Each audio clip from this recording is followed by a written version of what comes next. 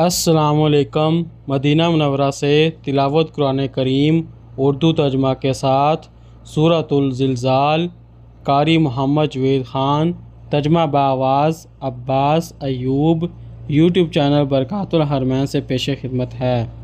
اعوذ باللہ من الشیطان الرجیم۔ میں شیطان مردود کے شر سے بچنے کے لیے اللہ تعالیٰ کی پناہ مانگتا ہوں۔ بسم اللہ الرحمن الرحیم۔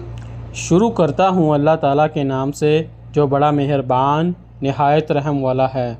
اذا زلزلت الارض زلزالها، جب زمین پوری شدت سے ہلا دی جائے گی، اس کا سخت ہلایا جانا۔ واخرجت الارض اثقالها، اور زمین اپنے سارے بوجھ باہر نکال دے گی۔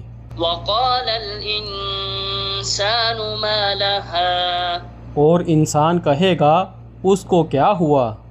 یومئذ تحدث اخبارها، اس دن وہ اپنی خبریں بیان کرے گی۔ بأن ربك اوحى لها، اس لیے کہ آپ کے رب نے اسے وحی کی ہوگی۔ یومئذ یصدر الناس اشتاتا لیروا اعمالهم، جس دن لوگ الگ الگ پلٹیں گے تاکہ ان کے اعمال ان کو دکھائے جائیں۔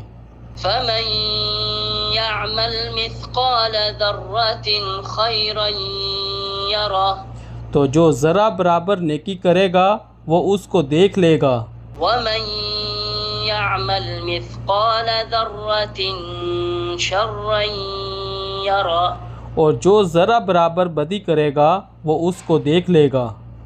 صدق اللہ العظیم۔ اللہ بلند و برتر نے سچ فرمایا۔